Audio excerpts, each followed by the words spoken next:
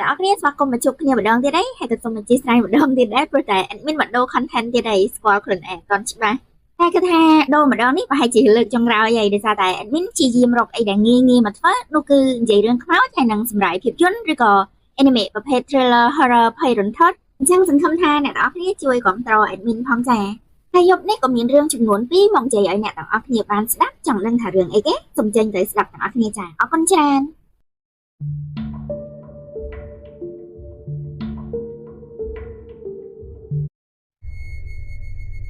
ធ្លាប់គិតឬអត់ថាការដែលធ្វើការនៅក្នុងសន្តាគារពេលរាត្រីវាគឺមិនដូចពេលថ្ងៃទេពន្លឺភ្លើងស្ទង់សម្រាប់ជើងរបស់អ្នកអាចមិនមែនមានតែអ្នកទេដែលដើរម្នាក់ឯងសន្តាគារមួយនេះមានលក្ខខណ្ឌសម្រាប់បុគ្គលិកនាពេលរាត្រីហើយបើសិនជាមិនគោរពជួនកាលអ្នកអាចនឹងមិនបានឃើញពន្លឺថ្ងៃទៀតក៏ថាបានចា៎ជំរាបសួរអ្នកទាំងអស់គ្នាស្វាគមន៍មកកាន់ Channel របស់នាងខ្ញុំនៅក្នុងកម្មវិធីខ្លាចមុនគេងហើយនៅក្នុងថ្ងៃនេះផងដែរនាងខ្ញុំនឹងយករឿងនេះមកនិយាយឲ្យអ្នកទាំងអស់គ្នាស្ដាប់តាក់ទងទៅនឹងការធ្វើការនៅក្នុងសន្តាគារវេនយប់Terry នាងធ្លាប់ដឹងពីមុនហើយថាសន្តាគារមួយនេះកាលពីមុនវាគឺជាមន្ទីរពេទ្យចាស់បាក់បែកប៉ុន្តែខ្លួននាងក៏មិនធ្លាប់គិតពីមុនមកដែរថាការមកធ្វើការទីនេះធ្វើឲ្យនាងបានជួបជាមួយនឹងរឿងដែលគួរឲ្យភ័យខ្លាចតាំងពីថ្ងៃដំបូងហើយចំពោះខេត្តនិងទីកន្លែងកំណើតរបស់ Terry វាមិនមែនជាទីកន្លែងពេញនិយមចំពោះការទេសចរដូចខេត្តផ្សេងទេវាមិនមានកន្លែងគួរឲ្យចាប់អារម្មណ៍សូម្បីតែមួយនៅក្នុងការធ្វើឲ្យភ្ញៀវទេសចរនាំគ្នាមកលេងអញ្ចឹងនៅពេលដែលសន្តាគារថ្មីដែលគេទើបតែមានការជួសជុលឡើងមកវាបានក្លាយទៅជាទីចាប់អារម្មណ៍របស់មនុស្សដែលរស់នៅក្នុងតំបន់ Terry នាងចាំបាននឹងធ្លាប់ឮចាស់ៗនិយាយតគ្នាមកថាសន្តាគារមួយនេះពីមុនវាគឺជាមន្ទីរពេទ្យចាស់ដែលត្រូវបានគេទុកចោលតែក៏មិនដឹងថាដោយសារហេតុអីបានជានៅសុកមន្ទីរពេទ្យមួយនេះត្រូវបានគេបិទទ្វារទុកចោលដោយគ្មានពាក្យវាចាបន្សល់ទុកត្រឹមតែគម្រោងអគារចាស់បាក់បែកឲ្យវាចាស់ទៅតាមពេលវេលាហើយអត់យូរប៉ុន្មានទេនៅទីកន្លែងនោះក៏បានក្លាយទៅជាទីប្រជុំជនរបស់ក្មេងស្ទាវហើយនឹងក្លាយទៅជាទីកន្លែងល្បែងបែបព្រឺព្រួចរបស់ក្រុមយុវវ័យផងដែរទាល់តែពេលក្រោយទើបមានសេដ្ឋីម្នាក់បានទិញដីធ្លីនិងអគារទាំងមូលរួចក៏បានវាយកន្លែងខ្លះចោលនិងបានកសាងថ្មីរហូតក្លាយទៅជាសន្តាគារមរកតរហូតមកដល់សព្វថ្ងៃហើយចំពោះរឿងដែលគួរឲ្យកំប្លែងនោះគឺអ្នកស្រុកនាំគ្នាគិតថាអត់យូរទេសន្តាគារមួយនេះប្រកាសជាត្រូវដួលរលំជាមិនខានព្រោះថានៅក្នុងតំបន់នេះគ្មានភ្ញៀវទេសចរទេពាក់ទៅមើលខាងណាក៏ឃើញតែគោនិងក្របីប៉ុន្តែវាបានคล้ายទៅជាទោះបីជាពេលវេលាបានកន្លងផុតទៅអស់10ឆ្នាំជាងហើយក៏ដោយក៏សន្តាគារមួយនេះនៅតែបើកដំណើរការដដែលទោះបីជាមានភ្ញៀវចូលមកយូរម្ដងក៏ដោយ Terry នាងរៀនចប់ថ្នាក់ទី12ហើយនាងគិតថាអត់ទាន់ចង់ទៅរៀនសាកលវិទ្យាល័យទេពីព្រោះម្ដាយរបស់នាងអត់មានលុយឲ្យនាងទៅរៀនTerry សម្រេចចិត្តថានឹងចាប់ផ្ដើមដោយការចេញទៅរកលុយដោយខ្លួនឯងដើម្បីបង់ថ្លៃសាលារហូតទាល់តែនាងរៀនចប់ហើយថ្ងៃមួយនៅពេលដែលនាងជិះម៉ូតូឆ្លងកាត់សន្តាគារមរកតទើបធ្វើឲ្យនាងបានដឹងថាសន្តាគារមួយនោះបើកទទួលបុគ្គលិកជារីសិបហើយវាគឺជារឿងប្លែកចិត្តនៅពេលដែលនាងនឹកឃើញថាសន្តាគារមួយនេះតែងតែប្រកាសទទួលបុគ្គលិកថ្មីរហូតថ្ងៃមួយនាងក៏បានជិះម៉ូតូចូលទៅដាក់ CV ធ្វើការនៅក្នុងសន្តាគារមួយនោះហើយចំពោះរឿងដែលគួរឲ្យប្លែកចិត្តបំផុតនោះគឺអ្នកគ្រប់គ្រងសន្តាគារបែរជាសំភះនាងតែ2-3ម៉ាត់ទេរួចក៏ឆ្លើយទទួលនាងប្រាប់ថា Terry ជាប់នៅក្នុងការសម្ភាសហើយក៏ឲ្យ Terry ចូលធ្វើការភ្លាមបន្ទាប់មកទៀតអ្នកគ្រប់គ្រងសន្តាគារក៏បានហុចកិច្ចសន្យាមួយច្បាប់ទៅឲ្យ Terryដើម្បីឲ្យនាងសញ្ញេលើកិច្ចសន្យានោះក្រោយមកទៀតអ្នកគ្រប់គ្រងក៏បាននិយាយទៅកាន់ Terry ថាឲ្យនាងធ្វើការនៅក្នុងសន្តាគារមួយនោះធ្វើការនៅក្នុងតំណែងជាអ្នកទទួលភ្ញៀវពេលយប់ផ្ដើមធ្វើការតាំងពីយប់នេះតទៅហើយនៅក្នុងកិច្ចសន្យានោះគឺមានកុងត្រានៅក្នុងរយៈពេល1ឆ្នាំហាមលាឈប់មុនកំណត់មុនកុងត្រាដាច់ជាដាច់ខាតបើមិនអញ្ចឹងទេ វានឹងខុសគោលការណ៍របស់សន្តាគារនឹងត្រូវបង់ពិន័យជាទឹកប្រាក់ឲ្យទៅខាងសន្តាគារទៀតផង Terry មើលទៅច្បាប់ទម្លាប់នៅក្នុងសន្តាគារមួយនេះវាច្រើនខ្លាំងប៉ុន្តែនាងនិយាយអីមិនបានទេពីព្រោះនាងគ្មានជម្រើសច្រើនបន្ទាប់មកទៀតអ្នកគ្រប់គ្រងសន្តាគារបាននិយាយជាមួយនឹង Terry ត្រូវចាប់ផ្ដើមធ្វើការនៅក្នុងយប់នេះរួចចាប់ផ្ដើមអានលក្ខខណ្ឌនៅក្នុងឯកសារលើតុទាំងនោះត្រូវតែអានឲ្យអស់ហើយគួរតែមកមុនម៉ោងធ្វើការកន្លះម៉ោងដើម្បីស្វែងយល់ពីទំនៀមទម្លាប់ពេលធ្វើការមុនដំបូង Terry គិតថាប្រកាសជាមានសិស្សច្បងចាំបង្ហាត់បង្រៀននាងហើយនឹងធ្វើជាគូសន្ទនានាងនៅពេលយប់ជាមិនខានប៉ុន្តែតាមការពិតទៅសន្តាគារដ៏ធំល្វឹងល្វើយមួយនេះវេនយប់មានមនុស្សច្រើនមិនដល់20នាក់ផងហើយមើលទៅដូចជាគេមានផ្នែកកាន់បន្ទុកម្នាក់រៀងៗខ្លួនអស់ហើយភ្លាមនោះផងដែរនៅពេលដែល Terry មកដល់សន្តាគារបុគ្គលិកធ្វើការនៅពេលថ្ងៃក៏បានប្រាប់ឲ្យ Terry ទៅដូរខោអាវចេញរួចយកសំណុំឯកសារលក្ខខណ្ឌនៅក្នុងសន្តាគារទៅអានផងពេលដែលអានចប់ប្រញាប់មកដូរវេនជាមួយនឹងនាងដោយបុគ្គលិកចាស់ម្នាក់នោះបានប្រាប់ឲ្យ Terry ដើរចុះតាមកាំជណ្ដើរទៅបន្ទប់ក្រោមដីវាគឺជាបន្ទប់ចង្ក្រានបាយនៅពេលនោះផងដែរក៏មានបុគ្គលិកពីរនាក់កំពុងតែអង្គុយហូបបាយនៅទីនោះ Terry ក៏បានសួរទៅពួកគេទាំងពីរនាក់ថាឯណាផ្លូវទៅបន្ទប់តែងខ្លួននៅក្នុងចំណោមបុគ្គលិកទាំងពីរនាក់នោះមានម្នាក់បានលើកដៃចង្អោលប្រាប់ផ្លូវនាងហើយផ្លូវនោះផងដែរដូចជា Terry មិនបានគិតតែខ្លួនឯងទេមើលទៅវាដូចជាផ្លូវទៅកន្លែងដាក់សាកសពរបស់មន្ទីរពេទ្យអញ្ចឹងវាគឺជាផ្លូវតែមួយដែលនាងធ្លាប់មកទទួលសាកសពឪពុករបស់នាងកាលពីក្មេងៗបន្ទាប់មកទៀត Terry ក៏បានជួបជាមួយនឹងបន្ទប់ផ្លាស់ប្ដូរសម្លៀកបំពាក់ប៉ុន្តែនាងមិនដឹងថា locker ណាគឺជារបស់នាងទេបន្ទាប់មកទៀតនាងក៏បានអង្គុយចុះនិងបើកសំណុំឯកសារអានដែលវាគឺជាសំណុំឯកសារលក្ខខណ្ឌនៅក្នុងសន្តាគារលក្ខខណ្ឌខ្លះអានស្រួលស្ដាប់ស្រួលយល់ប៉ុន្តែលក្ខខណ្ឌខ្លះទៀតធ្វើឲ្យ Terry ចាំបាច់អានត្រឡប់ទៅត្រឡប់មកជាច្រើនដងពីព្រោះថានៅក្នុងលក្ខខណ្ឌនោះវាចម្លែកស្ទើរតែមិនគួរឲ្យជឿថាវាគឺជាលក្ខខណ្ឌរបស់សន្តាគារមួយនេះហើយចំពោះលក្ខខណ្ឌចម្លែកដែល Terry ចាប់អារម្មណ៍គឺវាមានដូចតទៅនេះនោះគឺជាលក្ខខណ្ឌទី17ដែលគេបានសរសេរថាសូមមេត្តាផ្លាស់ប្ដូរសម្លៀកបំពាក់ស្លៀកសម្លៀកបំពាក់របស់សន្តាគារមុននឹងចាប់ផ្ដើមធ្វើការ Locker លេខ0257គឺជាទូដាក់សម្ភារៈរបស់អ្នកនៅក្នុងនោះគឺមានឈុតរបស់អ្នកដែលត្រូវពាក់ធ្វើការតែបើសិនជាឃើញថាមានឈុតពណ៌សចាស់ប្រឡាក់នៅក្នុងទូនឹងសូមចាំថាកុំប៉ះពាល់វាឲ្យសោះព្រោះថាគ្រប់ឈុតដែលនៅក្នុងទូខោអាវនោះបើសិនជាវាមិនមែនជាឈុតរបស់សន្តាគារទេវាសុទ្ធសឹងតែមានម្ចាស់អស់ហើយក៏មិនសូវមានអ្នកណាចូលចិត្តឲ្យអ្នកផ្សេងមកប៉ះពាល់របស់ខ្លួនប៉ុន្មានទេហើយពិនិត្យមើលឲ្យបានល្អិតល្អន់ថានៅលើឈុតដែលត្រូវយកមកពាក់មានស្នាមប្រឡាក់ក្រហមឬអត់ភាគច្រើនស្នាមក្រហមដែលប្រឡាក់គឺវាកើតឡើងដោយសារតែបុគ្គលិកចាស់គ្មានការប្រុងប្រយ័ត្នរឿងមួយក៏ធ្វើខុសលក្ខខណ្ឌរបស់សន្តាគារហើយបើសិនជាឃើញថាឈុតមានស្នាមប្រឡាក់សូមយកទៅដាក់នៅក្នុងកញ្ច្រែងខោអាវដែលនៅក្នុងបន្ទប់តែងខ្លួនរួចរកឈុតថ្មីដែលមិនមានស្នាមប្រឡាក់មកពាក់លក្ខខណ្ឌពិសេសសម្រាប់បុគ្គលិកធ្វើការពេលរាត្រីទី22គឺជាលក្ខខណ្ឌសម្រាប់ភ្ញៀវពិសេសនៅក្នុងនោះគេបានសរសេរថាបើសិនអ្នកជាអ្នកទទួលភ្ញៀវចាំ check in និង check out ឲ្យភ្ញៀវប្រចាំដែលចូលមកសម្រាប់វេនយប់ខាងសន្តាគារមានភ្ញៀវប្រចាំតែងតែចូលមកសម្រាកនៅពេលយប់ចូលអ្នកចាំសង្កេតលក្ខណៈភ្ញៀវនិងប្រតិបត្តិជាមួយភ្ញៀវទៅតាមនេះទាំងអស់គ្រូពេទ្យវីរៈមានពាក់ខោអាវចាស់ដូចទៅនឹងខោអាវដែលអ្នកឃើញនៅក្នុងទូដាក់ខោអាវអញ្ចឹងសភាពគេមើលទៅទ្រុឌទ្រោមបន្តិចគេឈ្មោះលោកគ្រូពេទ្យវីរៈគ្រូពេទ្យម្នាក់នេះតែងតែពាក់វ៉ែនតាជាប់រហូតហើយភ្នែករបស់គេមុតនៅពេលដែលអ្នកជួបគេសូមអ្នកហុចកូនសោលេខ00ទៅឲ្យគេមិនបាច់និយាយអីជាមួយគេទេហើយក៏មិនបាច់យកលុយហើយក៏មិនបាច់ឲ្យគេសញ្ញេឯកសារអីទាំងអស់គេនឹងទទួលយកសោហើយដើរចេញទៅយ៉ាងស្ងៀមស្ងាត់តែបើសិនជាគេមិនព្រមដើរចេញទៅគេនៅតែសម្លឹងមើលមុខអ្នកអញ្ចឹងបានន័យថាមកពីសម្លៀកបំពាក់របស់អ្នកមានស្នាមប្រឡាក់ពណ៌ក្រហម យើងណែនាំឲ្យអ្នកតាក់ទងទៅអ៊ំធឿនសន្តិសុខដែលយាមនៅខាងក្រៅគាត់នឹងប្រញាប់មកចាត់ការឲ្យ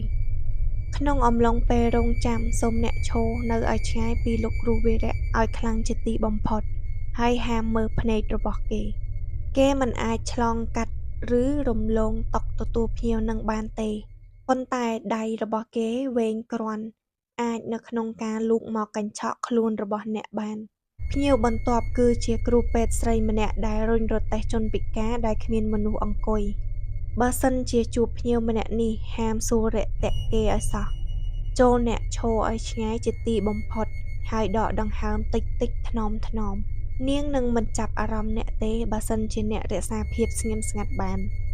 ហើយបន្ទាប់ពីនាងដើរហួសតុទទួលភ្ញៀវចូលអ្នកខលទៅរកអ៊ំធឿនរួចប្រាប់ថាអ្នកគ្រូរុញរទេះជនពិការបានចូលទៅហើយរួចអ៊ំធឿននឹងចាត់ចែងរឿងដែលនៅសល់បន្ទាប់ពីនេះដោយខ្លួនឯងចំណុចបន្ទាប់គឺជាបុគ្គលិកអនាម័យសន្តាគាររបស់យើងនៅមិនទាន់ជ្រើសរើសបុគ្គលិកអនាម័យពេលរាត្រីមកថ្មីបាននៅឡើយទេហើយបើសិនជាអ្នកជួបមនុស្សកំពុងតែបោសសម្អាតឬជូតសន្តាគារនឹងមិនមែនជាបុគ្គលិករបស់សន្តាគារយើងទេចូលអ្នកដើរទៅប្រាប់គេដោយភាសាសុភាពថានេះគឺជាសន្តាគារមរកតបន្ទាប់មកទៀតគេនឹងដើរចេញទៅវិញដោយខ្លួនឯងលក្ខណៈពិសេសសម្រាប់បុគ្គលិកការងារវេនយប់ទី31បើសិនជាភ្ញៀវគឺជាភ្ញៀវធម្មតាទូទៅមិនមែនជាភ្ញៀវលក្ខណៈពិសេសទៅតាមអីដែលបានកត់នៅក្នុងឯកសារចូលអ្នកធ្វើការទទួលគេធម្មតាក្រោយពីហុចកូនសោទៅឲ្យគេរួចកុំភ្លេចហុចឯកសារមួយច្បាប់តែតាក់ទងទៅនឹងបន្ទប់ស្នាក់នៅនីមួយៗដែលពួកយើងបានចាត់ចែងទុកឲ្យពួកគេផងនៅក្នុងបន្ទប់នីមួយៗមានការផ្ដល់សេវាកម្មមិនដូចគ្នាទេហើយកុំភ្លេចជួយរំលឹកទៅដល់ភ្ញៀវគ្រប់គ្នាផងថាដាច់ខាតហាមចេញពីបន្ទប់ពេញមួយយប់នឹងតែម្ដងបើសិនជាចង់មានជីវិតលក្ខខណ្ឌទី44ពេលខ្លះអាចមានភ្ញៀវខលទូរស័ព្ទមកលើតុទទួលភ្ញៀវដើម្បីយកអីវ៉ាន់ទៅឲ្យគេដល់បន្ទប់ចូលអ្នកសួរលេខបន្ទប់រួចហើយយកអីវ៉ាន់ទៅឲ្យភ្ញៀវដោយខ្លួនឯងមុននឹងចេញពីតុទទួលភ្ញៀវចូលយករបស់ដែលយើងត្រៀមទុកឲ្យទៅតាមខ្លួនផង1ខ្សែអំបោះពណ៌សត្រូវចងនៅដៃខាងឆ្វេងហើយខ្សែអំបោះពណ៌ក្រហមគឺត្រូវចងនៅដៃខាងស្ដាំ2នោះគឺថង់ជាមួយនឹងដេចកេះហើយអានមកដល់ត្រង់ចំណុចនេះនៅសុកស្រាប់តែឮសំឡេងបើកទឹកផ្កាឈូកនៅក្នុងបន្ទប់តែងខ្លួននៅពេលដែលសម្លឹងទៅមើលឃើញថាមានផ្លូវបំបែកទៅបន្ទប់ទឹកធារីរៀងធូរចិត្តបន្តិចពីព្រោះនាងគិតថាយ៉ាងហោចណាស់នាងក៏មិនបាននៅទីនេះម្នាក់ឯងបន្ទាប់មកទៀតនាងក៏បានឈោកមុខអានឯកសារបន្តចូលដល់លក្ខខណ្ឌពិសេសសម្រាប់បុគ្គលិកវេនយប់ទី67តាក់ទងទៅនឹងការប្រើប្រាស់ជណ្ដើរយន្តបើសិនជាជួបអ្នកណាដែលមានខ្សែអំបោះពណ៌ក្រហមចងនៅនឹងដៃដូចអ្នក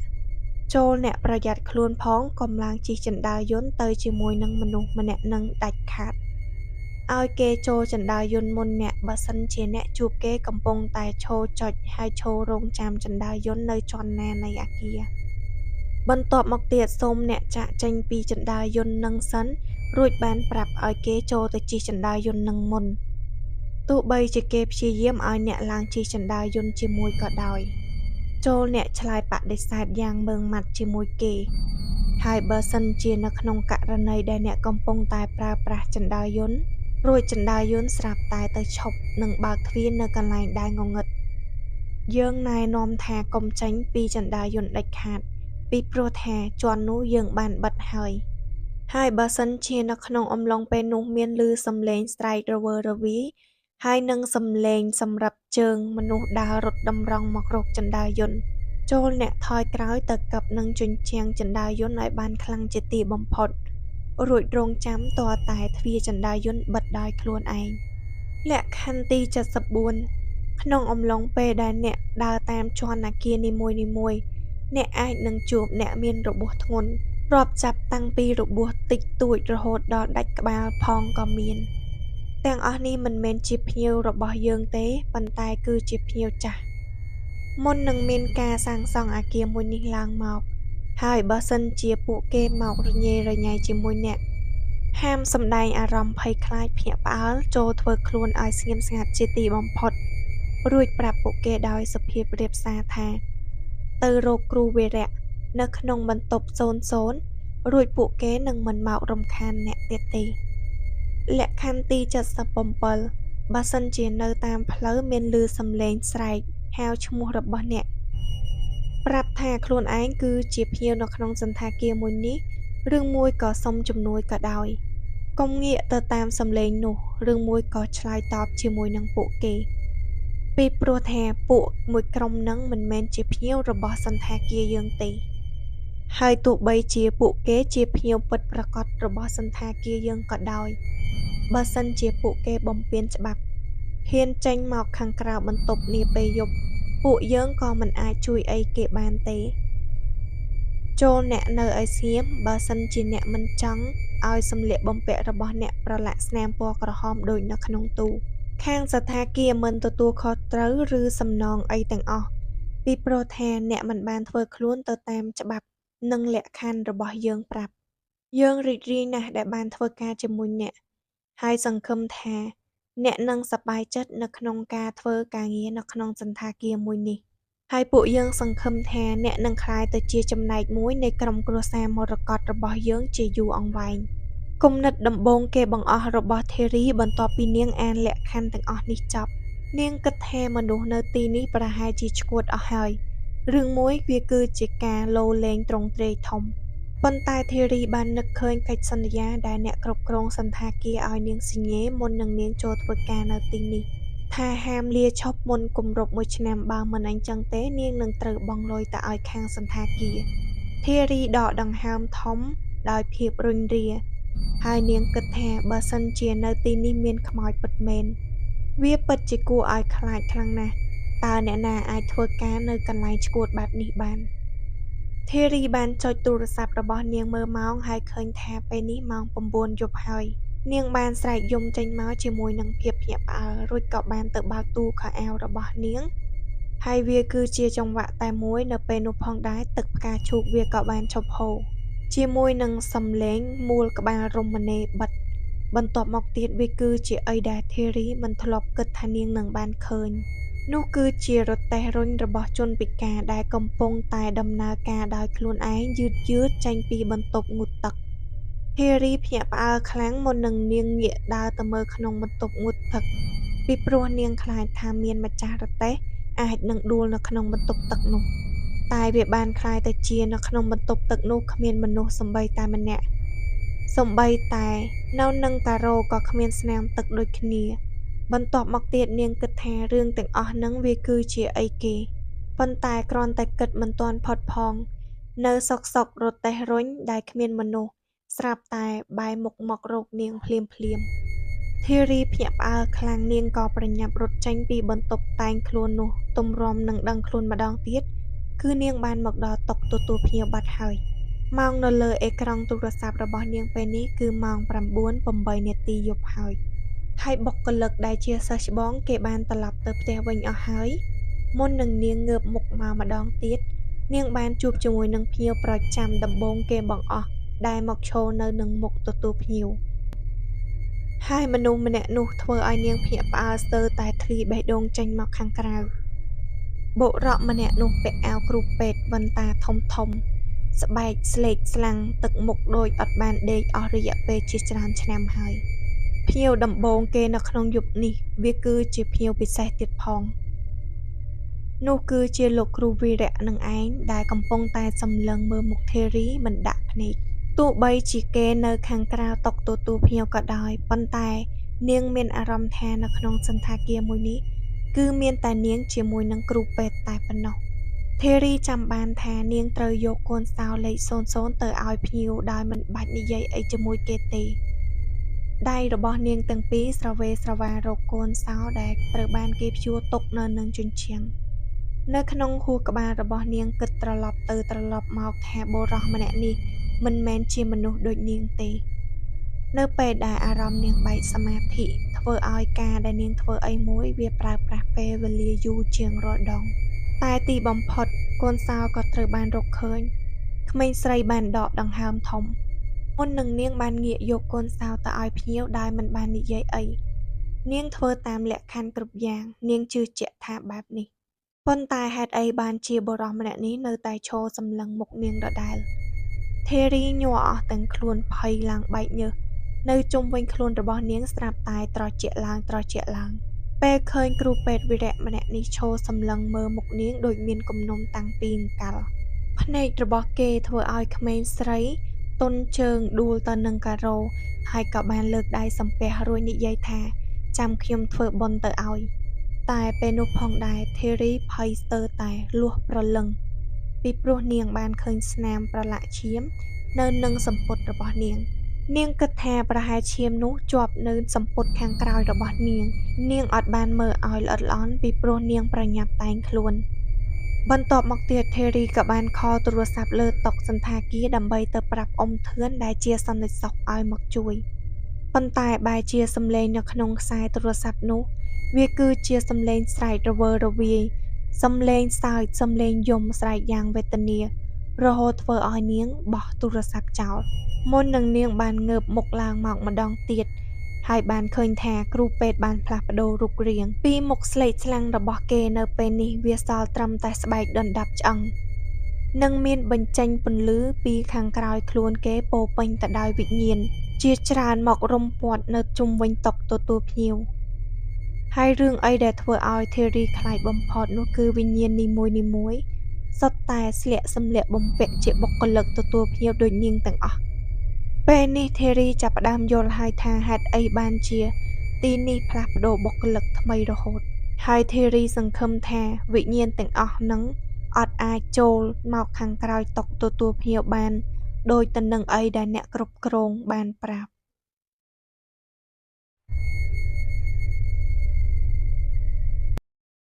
អ្នកនរគ្នាស្វាគមន៍មកកាន់កម្មវិធីថ្មីរបស់ Channel ខ្ញុំដែលខ្ញុំសូមដាក់ឈ្មោះកម្មវិធីថាខ្លាចមុនគេងហើយយប់ហ្នឹងខ្ញុំមានរឿងរន្ធត់មួយមកនិយាយឲ្យអ្នកនរគ្នាស្ដាប់មុនចូលគេដោយរឿងនេះសូមដាក់ចំណងជើងថាស្ទើរតែស្លាប់មួយផ្ទះចាបើសិនជានិយាយដល់អបិយជំនឿរឿងរ៉ាវអរូបីផ្សេងៗដែលនៅតាមធម្មជាតិបងប្អូនទាំងអស់គ្នាប្រហែលជាមានជំនឿផ្សេងៗពីគ្នាប៉ុន្តែក៏មានមនុស្សមួយចំនួនដែលមិនជឿចំពោះរឿងទាំងអស់នោះហើយរឿងរ៉ាវដែលខ្ញុំមកនិយាយឲ្យស្ដាប់ក្នុងពេលនេះគឺជារឿងរ៉ាវដែលកើតឡើងព្រោះការមិនជឿមិនដឹងហើយភាពមិនច្បាស់លាស់របស់ឪពុកមិត្តភក្តិខ្ញុំផ្ទាល់ហើយមិត្តភក្តិខ្ញុំគាត់បាននិយាយប្រាប់ថាត្រឡប់ទៅកាលពីចុងឆ្នាំ2008នៅពេលនោះតំណែងតួនាទីការងាររបស់ឪពុកខ្ញុំកំពុងរីកចម្រើនល្អខ្លាំងណាស់គាត់បានផ្លាស់ប្ដូរមុខតំណែងបានឡើងប្រាក់ខែរហូតដល់មានមុខមាត់នៅក្នុងសង្គមមានកូនចៅដែលគោរពលើកតម្កើងគាត់រាប់រយនាក់ហើយដូចរៀងរាល់ឆ្នាំដែលខាងក្រុមមិត្តភ័ក្តិរបស់ឪពុកខ្ញុំតែងតែរៀបចំដំណើរកម្សាន្តទៅតាមខេត្តនៅចុងឆ្នាំនៅក្នុងដំណើរកម្សាន្តលើកនោះគ្រប់គ្នាបានមូលមតិគ្នាថានឹងទៅស្នាក់នៅផ្ទះក្បែរជើងភ្នំរបស់ពូទីហើយជាផ្ទះមួយទឹកដែលពូទីគាត់បានទិញទុកជាច្រើនឆ្នាំមកហើយប៉ុន្តែមិនដែលបានទៅសម្រាប់សូម្បីតែម្ដងពូទីគឺជាសិស្សប្អូនរបស់ប៉ាតាំងពីជំនាន់រៀនមហាវិទ្យាល័យគាត់គឺជាប៉ូលីសនៅផ្ទះមានមុខជំនួញផ្ទាល់ខ្លួនទៅគាត់មានជីវភាពធូរធារហើយអ្វីដែលសំខាន់គឺគាត់ទៅតែរៀបការថ្មីថ្មោងធ្វើឲ្យដំណើរកម្សាន្តលើកនោះគាត់ក៏បានប្រកាសថាចង់ឲ្យជាដំណើរកម្សាន្តពិសេសជាដំណើរកម្សាន្តដែលនាំគ្រួសាររបស់មិត្តភ័ក្តិម្នាក់ៗមកជួបជុំគ្នាដែរនៅព្រឹកព្រលឹមដែលចេញដំណើរប៉ារបស់ខ្ញុំក៏ទទួលបានទូរស័ព្ទទាក់ទងនឹងការងារបន្ទាន់ធ្វើឲ្យគ្រួសាររបស់យើងត្រូវផ្លាស់ប្ដូរផែនការចេញដំណើរដោយតក់កហល់ពីព្រឹកព្រលឹមទៅពេលល្ងាចវិញហើយមិត្តភ័ក្តិរបស់ប៉ាគ្រប់គ្នាបានចេញដំណើរទៅមុនអស់ហើយទៅនៅល្ងាចថ្ងៃនោះនៅសល់តែរថយន្តរបស់ពួកយើងមួយគ្រឿងដែលត្រូវបើកបរទៅកាន់ផ្ទះនៅជើងភ្នំតែឯងហើយគ្រួសាររបស់ខ្ញុំធ្វើដំណើរទៅជាមួយគ្នាទាំងអស់6នាក់ដោយមានខ្ញុំប៉ាម៉ាក់អូនប្រុសដែលនៅទេតាមីងហើយនឹងតារបស់ខ្ញុំពួកយើងក៏ចេញដំណើរទៅយ៉ាងសប្បាយរីករាយមានឧបករណ៍បោះតង់ស្ទួយត្រីកំភ្លើងបាញ់សត្វរួមទាំងកង់ក៏យកទៅដែររហូតដល់ម៉ោងជាង12យប់ពួកយើងក៏បានទៅដល់ផ្ទះរបស់ពូទីហើយបានសួរនាំផ្លូវតាមទូរស័ព្ទរហូតមកហើយក៏សំណាងល្អដែលផ្លូវមិនពិបាកដោយអ្វីដែលគិតទុកហើយពេលទៅដល់ពួកយើងក៏សង្កេតឃើញថាទោះបីជាផ្ទះពូទីមានទីធ្លាធំទូលាយ ប៉ុន្តែបរិវេណដែលនៅចិត្តក៏ត្រូវបានអ្នកមកមុនចតឡានហើយបោះតង់ពេញអស់ហើយហើយអញ្ចឹងប៉ារបស់ខ្ញុំគាត់ក៏បកឡានចេញទៅហើយសំណាងល្អដែរនៅត្រង់ផ្លូវចូលទៅផ្ទះដែលនៅឆ្ងាយពីផ្ទះប្រហែលជា20ម៉ែត្រវាមានទីធ្លាទំនេរមួយកន្លែងទំហំប្រហាក់ប្រហែលនឹងឡានដែលប៉ាខ្ញុំបើកមកហើយក៏មានដើមឈើធំមួយសម្រាប់បាំងថ្ងៃនៅពីលើទៀតមិនរងចាំយូរប៉ារបស់ខ្ញុំក៏ថយឡានចូលទៅចតនៅត្រង់នោះដោយមានអារម្មណ៍ថាសំណាងល្អហើយនៅខណៈដែលកំពុងថយទៅជារឿយៗនៅវិនាទីនោះវាក៏មានសំឡេងដ៏ខ្លាំងបន្លឺឡើងវាដូចជាសំឡេងដែលថាប៉ារបស់ខ្ញុំបានថយទៅជាន់អ្វីម្យ៉ាងវាជាសំឡេងដែលបុកទង្គិចស្ដាប់មើលទៅដូចជាសំឡេងដើមឈើដែលរៀបនឹងបាក់ធ្វើឲ្យអ្នកនៅក្នុងឡានភ្ញាក់ផ្អើលគ្រប់គ្នាហើយដោយសារតែប៉ាជាមនុស្សដែលស្រឡាញ់ឡានខ្លាំងណាស់ប៉ាក៏ទិញពិលចេញមកហើយចុះទៅមើលនៅខាងក្រោយឡានចំណែកខ្ញុំហើយនឹងអ្នកដទៃទៀតដែលមិនបានចុះទៅមើលក៏ខំប្រឹងអើតមើលតាមកញ្ចក់ក្រោយខ្ញុំក៏ឃើញប៉ាកំពុងអោនចុះអោនឡើងដោយកំពុងធ្វើអ្វីម្យ៉ាងហើយគាត់ក៏បោះរបស់ម្យ៉ាងដែលមើលទៅដូចជាមានទម្ងន់គួរសមដែរចូលទៅក្នុងព្រៃដែលនៅខាងក្រោយម៉ែឈើឡានឆ្កូតតិចតួចមិនមានអីទេប៉ាបានប្រាប់គ្រប់គ្នាបន្ទាប់ពីចូលឡានវិញបន្ទាប់ពីចតឡានរួចរាល់ហើយពួកយើងក៏ជួយគ្នាជញ្ជូនអីវ៉ាន់ដែលចាំបាច់យកទៅដាក់ក្នុងផ្ទះរបស់ពូទីហើយពូទីគាត់បានរៀបចំឲ្យស្រីៗក្មេងៗហើយនឹងចាស់ជរាទៅគេងនៅក្នុងផ្ទះចំណែកមិត្តភ័ក្តិហើយនឹងប្រុសៗដែលចង់សប្បាយក៏រៀបចំឲ្យបោះតង់នៅមុខគំនរភ្លើងនៅបរិវេណមុខផ្ទះតែម្ដងហើយដោយសារតែខ្ញុំនិងប៉ាទៅដល់ជាក្រុមចុងក្រោយទីធ្លារបស់ពួកយើងក៏មានឲ្យជ្រើសរើសមិនច្រើនទេ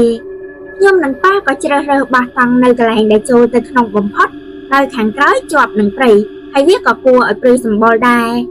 នៅយប់នោះខ្ញុំបានអង្គុយស្ដាប់ប៉ាហើយនឹងមិត្តភ័ក្តិនិយាយរឿងការពីនៅមហាវិទ្យាល័យរហូតដល់ចិត្តភ្លឺគ្រប់គ្នាក៏បែកគ្នាទៅសម្រាកនៅតាមតង់រៀងខ្លួនបរាប់ទៅមាន7-8តង់ដែរហើយដោយមុនគេខ្ញុំតែងតែមានទម្លាប់បត់ជើងតូចជានិច្ចទៅខ្ញុំដើរទៅខាងក្រោយតង់ដើម្បីរំដោះទុកប៉ុន្តែក៏មិនបានដើរទៅជ្រៅដែរដើរមិនដល់10ជំហានផងហើយខ្ញុំក៏ចាប់ផ្ដើមបត់ជើងនៅបរិវេណនោះចុងណាគេណាខ្ញុំបានឧទានចេញមកដោយតក់ស្លុតព្រោះនៅខណៈដែលខ្ញុំកំពុងបត់ជើងនោះខ្ញុំក៏បានឃើញដូចជាស្រមោលរបស់ស្ត្រីម្នាក់ដែលកំពុងពួននៅពីក្រោយដើមឈើមិនឆ្ងាយពីខ្ញុំមិនដល់10ម៉ែត្រផងមុននឹងនាងរលាយបាត់ទៅក្នុងភាពងងឹតទោះបីជាពេលនោះខ្ញុំភ័យខ្លាចខ្លាំងណាស់ប៉ុន្តែក៏ព្យាយាមសម្រួលអារម្មណ៍ព្រោះមិនចង់ឲ្យគ្រប់គ្នាដែលកំពុងសម្រាកត្រូវមកភ្ញាក់ដោយសាររឿងដែលមិនទំនងនេះទើបខ្ញុំព្យាយាមត្រឡប់ទៅគេងនៅក្នុងតង់ដោយស្ងាត់ដោយប៉ារបស់ខ្ញុំគាត់បានគេងលក់មុននេះហើយរហូតដល់ព្រឹកថ្ងៃបន្ទាប់ខាងក្រុមប្រុសៗក៏បបួលគ្នាទៅស្ទួយត្រីនៅស្ទឹងក្បែរនោះនៅខណៈដែលពួកយើងកំពុងដើរទៅនោះប៉ាក៏បានសួរខ្ញុំថាយប់មិញកើតអីគេងអត់លក់មែនឃើញខ្លួនឯងក្រោកដើរចុះឡើងពេញមួយយប់ហ្មងពេលដែលខ្ញុំបានឮដូចនោះខ្ញុំក៏ជ្រើសរើសថាមិនឆ្លើយអ្វីទាំងអស់ព្រោះការពិតទៅខ្ញុំអត់បានក្រោកដើរទៅណាទេខ្ញុំដេកនៅស្ងៀមរហូតដល់ម៉ោងមកស្ទួយត្រីព្រឹកនេះណែអាឡុងយប់មិញប្រពន្ធហែងទៅអង្គុយធ្វើស្អីនៅក្នុងឡានណាហើយដែលអញញញឹមដាក់វាក៏បើកភ្នែកធំដាក់អញប្រពន្ធហែងដូចផ្លែកមិនទេអមរាដែលជាមិត្តភក្តិម្នាក់ទៀតរបស់ប៉ាខ្ញុំគាត់បានសួរប៉ារបស់ខ្ញុំដោយការសង្ស័យតែត្រង់ចំណុចនេះខ្ញុំក៏អត់សូវចាំបានលម្អិតទេថាប៉ាខ្ញុំបានឆ្លើយតបទៅវិញថាម៉េចតែបើតាមអ្វីដែលខ្ញុំចាំបានឃើញប៉ាគាត់លូកយកកូនសោពីហៅប៉ាព្រមទាំងធ្វើមុខឆ្ងល់ហើយខ្ញុំក៏គិតដូចជាប៉ាខ្ញុំដែរថាកូនសោនៅនេះពេញមួយយប់ហ្នឹងតាម៉ាក់ចូលទៅអង្គុយក្នុងឡានបានដោយរបៀបណារហូតមកដល់ពេលប្រឡប់ពួកយើងក៏បានត្រីត្រឡប់មកវិញម្នាក់បន្តិចបន្តួចតែនៅខណៈដែលពួកយើងដើរត្រឡប់មកវិញនោះពួកយើងក៏បានឮសំឡេងឡូឡារញ៉េរញ៉ៃចេញមកពីទីលានបោះតង់ស្ដាប់មើលទៅដូចជាសំឡេងកំពុងតែឆ្លោះគ្នាពួកយើងទាំងអស់គ្នាក៏បញ្ញាប់រត់ទៅភ្លាមហើយនៅពេលដែលមកដល់អ្វីដែលខ្ញុំបានឃើញគឺឃើញមីងរបស់ខ្ញុំបានយកកំបិតធ្វើម្ហូបចង្អុលទៅមុខម៉ាក់ខ្ញុំដែលឃ្លាតពីមុខតែ2-3ចង្អាមប៉ុណ្ណោះវាមិនមែនបងអញសម្ដីរបស់មីងធ្វើឲ្យពួកយើងភ្ញាក់ផ្អើលខ្លាំងណាស់ហើយពួកយើងក៏បារម្ភថាមីងនឹងជ្រុលដៃធ្វើកើតរឿងឡើងរហូតដល់ពូទីហើយនឹងមិត្តម្នាក់ទៀតដែលជាប៉ូលីសដូចគ្នាក៏ដើរចូលទៅពីក្រោយមីងហើយដណ្ដើមយកកំបិតមកបាន ពេលដែលដណ្ដើមយកកំបិតបានមកភ្លាមមីងរបស់ខ្ញុំក៏មានអាការៈងឿឆ្ងល់ដោយមនុស្សដែលទៅភ្ញាក់ពីដេកចាំអ្វីមិនបានទេមិនដឹងថាខ្លួនឯងមកឈរនៅត្រង់នេះដោយរបៀបណាហើយម៉ាក់របស់ខ្ញុំក៏ឆ្ងល់ដែរថាវាមានអ្វីកើតឡើងព្រោះជាធម្មតាពួកគាត់ស្រឡាញ់គ្នាណាស់ហើយក៏អត់បានឆ្លោះគ្នាអីដែរ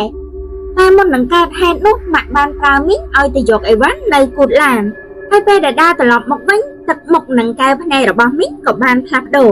បន្ទាប់មកក៏សវ៉ារកកំបិតមកចង្អុលមុខម៉ាក់ភ្លាមនៅយប់នោះបន្ទាប់ពីកើតរឿងចាស់ទុំគ្រប់គ្នាក៏ព្យាយាមតាំងស្មារតីឲ្យកាន់តែប្រសើរឡើងដោយព្យាយាមផឹកស៊ីតិចតួចជាងមុនរហូតដល់កណ្ដាលយប់គ្រប់គ្នាក៏បែកផ្លូវគ្នាទៅគេងហើយខ្ញុំក៏គេងជាមួយប៉ាដដែលរហូតដល់ខ្ញុំគេងលក់មួយសន្ទុះធំនៅសុកខ្ញុំក៏មានអារម្មណ៍ថាតិចស្រេបខ្ញុំស្ទុះភ្ញាក់ឡើងព្រោះរឺរបស់តង់ត្រូវបានបើកហើយខ្ញុំក៏ឃើញថាខ្ញុំកំពុងតែគេងក្នុងតង់តែម្នាក់ឯងហើយដល់ភាពតក់ស្លុតខ្ញុំក៏ប្រញាប់លូនចេញពីតង់មួយនោះអ្វីដែលខ្ញុំបានឃើញខ្ញុំឃើញប៉ាកំពុងតែឈររឹងឆ្កាត់នៅទីធ្លាដែលធំទូលាយហើយងាកមុខទៅខាងឡានរបស់ពួកយើង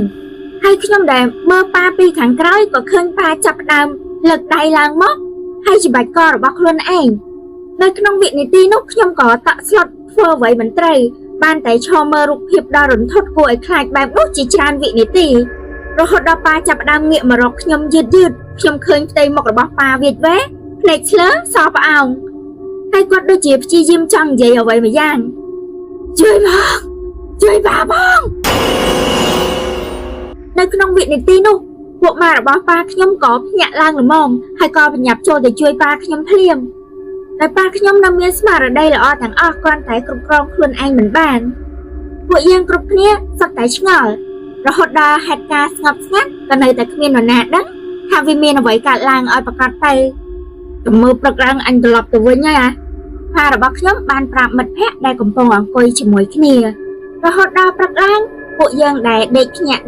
ពេញមួយយប់ក៏នាំគ្នារៀបចំអីវ៉ាន់ដោយគ្រួសាររបស់ខ្ញុំនិង2 3គ្រួសារទៀតសុំត្រឡប់ទៅមុនហើយនៅអំឡុងពេលដែលពួកយើងកំពុងរៀបចំអីវ៉ាន់នោះប៉ាឯងធ្វើអីហ្នឹង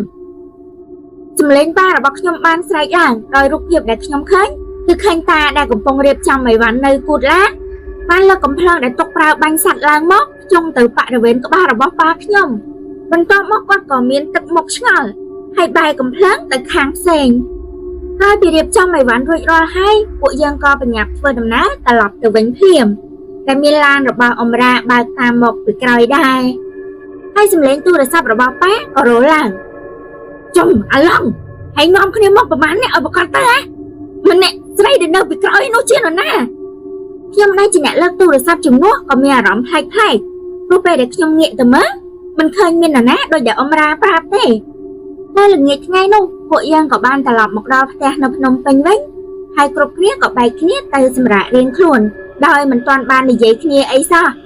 ហើយនៅកណ្ដាលយប់នោះយាយរបស់ខ្ញុំដែលមិនបានដើរលេងជាមួយពួកយើងគាត់ក៏បញ្ញាប់រត់ដោយទឹកមុខផិតភ័យមកគោះទ្វារបន្ទប់ប៉ាខ្ញុំខ្លាំងឡុងប៉ាហេតុដឹងកើតអីទេខិនខ្លួនរបស់គាត់ស្អុយដូចសាកសមអញ្ចឹងខ្ញុំដែលនៅបន្ទប់ជាប់នោះក៏បញ្ញាប់តាមប៉ាទៅបន្ទប់របស់តាដែរហើយរូបភាពដែលខ្ញុំបានឃើញគឺតាកំពុងអង្គុយស្ដុកជើងនៅចុងគ្រែ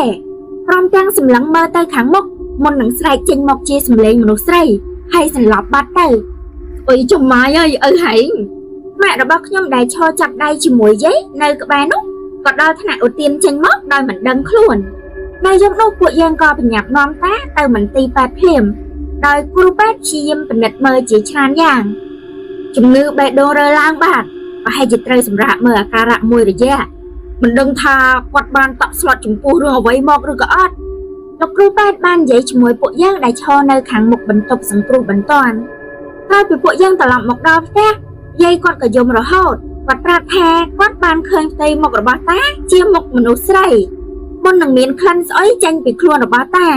ហើយគាត់ព្រួយបារម្ភខ្លាំងណាស់បន្ទាប់ពីថ្ងៃនោះផ្ទះរបស់ខ្ញុំក៏មានហេតុការណ៍ប្លែកជាច្រើនកើតឡើងមិនលួសពេលសោះអូនរបស់ខ្ញុំដែលកំពុងហាត់ដាក៏មានអាការៈភ័យខ្លាចជាច្រើនលើកជួនកាលសុកស្រាប់តែយំខុសរឿងហើយអ្វីដែលប្លែកជាងនោះក្មេង2 ខួបដែលមិនទាន់ដឹងរឿងអីសោះក៏មិនព្រមឡើងឡានពណ៌ខ្មៅដែលពួកខ្ញុំជិះតែដើរលេងនោះទៀតទេ ហើយម៉ាក់នឹងមីងដែលជាបងប្អូនបង្កើតនឹងគ្នាហើយស្និទ្ធស្នាលស្រឡាញ់គ្នាខ្លាំងណាស់ក៏ចាប់ផ្ដើមឆ្លោះគ្នាជាញឹកញាប់រហូតដល់ពេលខ្លះធ្ងន់ធ្ងរដល់ថ្នាក់ប្រើដៃប្រើជើងទៀតផងរហូតដល់ថ្ងៃមួយបន្ទាប់ពីខ្ញុំត្រឡប់មកពីរៀនវិញក៏មានទូរស័ព្ទមួយខ្សែខលមកលេខម៉ាក់ខ្ញុំវាជាលេខរបស់ពូឆៃដោយពូឆៃគឺជាកូនចៅនៅកន្លែងធ្វើការរបស់ប៉ាខ្ញុំគាត់បានប្រាប់ម៉ាក់ឲ្យប្រញាប់ទៅរោងចក្រឲ្យលឿននៅពេលនេះបំឡុងដែលជាឪពុកខ្ញុំអាការៈរបស់គាត់អត់ស្រួលទេនៅពេលដែលឮបែបនោះខ្ញុំនិងម៉ាក់ក៏ប្រញាប់ទៅកន្លែងធ្វើការរបស់ប៉ាភ្លាមហើយពេលទៅដល់ក៏ដឹងថាប៉ាត្រូវបានបញ្ជូនទៅមន្ទីរពេទ្យហើយពូឆៃបានប្រាប់ពួកយើងថាមួយរយៈនេះអត់ដឹងថាបំឡុងគាត់កើតអីទេគាត់ដូចជាផ្លឹកឆាវដូចជាមិនមែនបំឡុងពីមុនអញ្ចឹងហើយបាញ់មិញនៅសុកគាត់ក៏រកដួលធ្វើដូចប្រឹងច្បាច់កខ្លួនឯងហើយក៏ធ្លាក់ចុះមកនៅពេលដែលពួកយើងទៅដល់មន្ទីរពេទ្យខ្ញុំក៏ឃើញប៉ាដេកស្ដុកស្ដឹងនៅក្នុងបន្ទប់សង្គ្រោះបន្ទាន់ដូចចឹងទាំងពីរត្រូវបានបាក់ហើយនៅមិនទាន់ដឹងខ្លួនទេត្រូវរងចាំពិនិត្យមើលលម្អិតម្ដងទៀតមកដល់ត្រង់ចំណុចនេះខ្ញុំនិងម៉ាក់ក៏ចាប់ផ្ដើមនិយាយគ្នាហើយថារឿងរ៉ាវវាដូចជាកាន់តែធំហីមានអ្វីកើតឡើងទៅហេតុអ្វីពួកយើងត្រូវមកផ្ទះអញ្ចឹងប៉ាដែលជាមេគ្រួសារក៏ទៅតែចូលមន្ទីរពេទ្យចំណែកតាដែលចូលពេទ្យកាលពីសប្តាហ៍មុនក៏អត់ទាន់ដឹងខ្លួនអូនក៏មានការផាត់ភ័យគ្រប់ពេលចំណែកមីងបន្ទាប់ពីឆ្លោះជាមួយម៉ាក់គាត់ក៏បាត់ចេញពីផ្ទះតែម្ដងរហូតដល់ព្រឹកឡើងប៉ារបស់ខ្ញុំគាត់ក៏ដឹងខ្លួនវិញហើយមានអាការៈប្រសើរឡើងប៉ុន្តែគាត់ចាំហេតុការណ៍ដែលកើតឡើងមុននោះមិនបានសោះគាត់មិនទាំងដឹងផងថាចូលពេទ្យដោយសារអ្វីនៅល្ងាចថ្ងៃនោះម៉ាក់ខ្ញុំក៏ព្យាយាមខលទៅមីងជាច្រើនលើកច្រើនសារហើយមិនមាននរណាលើកទូរស័ព្ទសោះរហូតដល់កណ្ដាលយប់នៅខណៈដែលពួកយើងកំពុងសម្រាកនៅផ្ទះនៅសុកសំលេងរោការពារចោលរបស់ឡានខ្មៅមួយគ្រឿងនោះក៏បានរោឡើងហើយខ្ញុំមនុស្សប្រុសតែម្នាក់គាត់ដែលនៅផ្ទះពេលនោះក៏ព្យាយាមតាំងស្មារតីឲ្យរឹងមាំខ្ញុំយកដំបងទីបដែលនៅក្បែរទូរទស្សន៍លើកឡើងមកហើយប្រឹងអើតមើលតាមបង្អួចហើយខ្ញុំក៏បានឃើញនៅអ្វីដែលខ្ញុំអត់ចង់ជឿខ្ញុំបានឃើញស្រីម្នាក់ដែលខ្ញុំចាំទឹកមុខខ្សែភ្នែកហើយនឹងសម្លៀកបំពាក់ដែលនាងស្លៀកបានយ៉ាងច្បាស់នាងគឺជាស្ត្រីតែមួយដែលខ្ញុំបានឃើញនៅក្នុងព្រៃដែលខ្ញុំដើរទៅបាត់ជើងនៅក្រោយតង់ខ្ញុំបានឃើញនាងអង្គុយនៅលើដំបូលឡានដោយងាកមុខមកខាងផ្ទះរបស់ពួកយើងហើយនៅពេលដែលខ្ញុំឃើញបែបនោះខ្ញុំក៏បានអូសដៃគ្រប់គ្នាឲ្យទៅក្នុងបន្ទប់របស់ម៉ាក់ហើយបិទភ្លើងនៅស្ងាត់រួចហើយក៏បាននិយាយនៅអ្វីដែលខ្ញុំបានឃើញឲ្យម៉ាក់នឹងនិយាយស្ដាប់រហូតដល់ព្រឹកឡើងពួកយើងដែលដេកលក់ផងអត់ផងក៏នាំគ្នាបើកទ្វារចេញមកពីក្នុងផ្ទះហើយវាក៏ច្បាស់តែម្ដងដោយនៅលើដំបូលឡានដែលមានធូលីជាច្រើនវាក៏មានស្នាមរបស់មនុស្សដែលឡើងទៅអង្គុយលើឡានពិតមែនតែអ្វីដែលខ្ញុំបានឃើញវាជាអ្វីដែលខ្ញុំមិនដែលបានចាប់អារម្មណ៍ពីមុនមកទេនៅបរិវេណការពារបុកខាងក្រោមវាមានស្នាមកំពិតហើយអ្នកទាំងអស់គ្នាជឿអត់ថាអ្វីដែលខ្ញុំបានឃើញនោះគឺនៅស្នាមដែលកំពិតនោះមានអក្សរដែលសរសេរថាងាប់មែនហើយវាសរសេរថាងាប់ទោះបីជាវាមិនច្បាស់ខ្លាំងតែនោះពិតជាពាក្យថាងាប់មែននៅថ្ងៃនោះខ្ញុំក៏សក់ចិត្តអត់ទៅរៀនហើយក៏ប្រញាប់ទៅរកប៉ានៅមន្ទីរពេទ្យភ្លាមព្រមទាំងនិយាយគ្រប់យ៉ាងដែលបានឃើញឲ្យប៉ាស្ដាប់ហើយប៉ាគាត់មានទឹកមុខអេះអន់ព្រោះគាត់ជាមនុស្សដែលមិនជឿរឿងអីបែបនេះទេប៉ុន្តែរឿងរ៉ាវវាមកដល់ថ្នាក់នេះហើយក៏ធ្វើឲ្យគាត់ព្រមប្រាប់ខ្ញុំត្រង់ហ្មងមកដល់ត្រង់នេះខ្ញុំចង់ឲ្យអ្នកទាំងអស់គ្នាតាំងចិត្តស្ដាប់ដោយប៉ាបានប្រាប់ខ្ញុំថានៅយប់ថ្ងៃនោះថ្ងៃដែលពួកយើងទៅដើរលេងបោះតង់នៅផ្ទះជើងភ្នំរបស់ពូទីប៉ាបានថយឡានទៅបុកប្រភុំឈើចាស់មួយតែពេលដែលបុកនោះវាអត់ទាន់បាក់ទេហើយប៉ាក៏បានយកដៃទៅកាច់បំបាក់វាដោយខ្លួនឯងបន្ថែមទៀតបន្ទាប់មកក៏បោះវាចោលទៅព្រៃខាងក្រោយនៅពេលដែលខ្ញុំបានស្ដាប់ចប់ខ្ញុំក៏ភ្ញាក់យល់ច្បាស់តែម្ដងហើយក៏ប្រាប់ឲ្យប៉ាបញ្ញាប់ខលទៅពូទីភ្លាមរហូតដល់ពូទីគាត់ក៏តក់ស្លុតដែរចំពោះទង្វើដែលប៉ាខ្ញុំបានធ្វើជាច្រើនថ្ងៃកន្លងផុតទៅពេទ្យក៏អនុញ្ញាតឲ្យប៉ាចេញមកផ្ទះតែគាត់នៅជិះរទេះ